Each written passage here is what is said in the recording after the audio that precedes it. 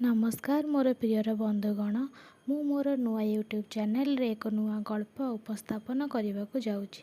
जदि यह आपन को भल लगे तो आपको निहाती लाइक शेयर एंड सब्सक्राइब करेंगे। बहु दिनर एक कथा डमपड़ा बोली एक ग्राम थिला। सेठारे शांति और श्यामरथ दुहें बसवास करुथिले। दुहिंकर कौनसी संतान संतति नथिले बोली सदाबले दुखरे जीवन बिताउथिले। छोट एक कुड़ियाटीए एक सुंदर गाई और छेली रखी जीविका पालन करुथिले। श्यामरथ चाष काम सारी आसी पिंडारे बसी पड़े एवं शांति ताकू आजिर दिन केमिति कटिला बोली पचारि परस्पर दुख को आलोचना करती। एकदा शुक्ल पक्ष तृतीया तिथि तांकर गुरुबारी गाईटी एक बाछुरी छुआ प्रसव करे। ताकू देखि शांति और श्यामरथ दुहें बहुत आनंदित हुअंती। सेही बाछुरीर नाम शांति स्नेहरे कालिया बोली रखे। रथयात्रा रे जन्म होइथिबारु तार नाम को से एहीपरि भावरे देइथाए। शांतिर कौनसी संतान संतति नथिबारु से कालिया को भारी स्नेह श्रद्धा करे। तार जत्न ठीक तार निज छुआ परी करिथाए। सबदिन ताकू दंडा को चरेवाकू नहीं जाए। एहीपरि तांकर जीवन बहु आनंदरे चलिथाए। रथयात्रा परे परे एक मरुड़ी आसी पड़े। सही मरुड़ी रे लोके भारी त्राही त्राही डाक पकाती। खेतरे मध्य धान गछ सबू नष्ट होई थाए। फलरे डमपड़ावासी खाइबाकू मुठे दाना पाई पारती नहीं।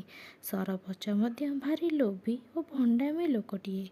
काहारिकू साहाଯ୍य करिबार तो दूर कथा एक अणा मध्य काहाकू से साहाଯ୍य करती नहीं। लोके माने बहु कष्ट और यंत्रणा आउटु पाउटु हुअंती। निज पाई तो खाइबाकू नहीं। निजर गोरु गाई मानू कौन खाइबाकू बंचिबा कौन खाइकी बंचिबाकू देवे। मरुड़ी जेकू लोके दुर्बल होई पड़िले। केही आउ किछि कार्य करिबाकू सक्षम हेले नहीं। बिलबारी सबू पड़िया पड़ीगला। फलरे समस्ते बहुत दुख कष्ट पाइले। महाजन मध्य बहु कष्ट देले।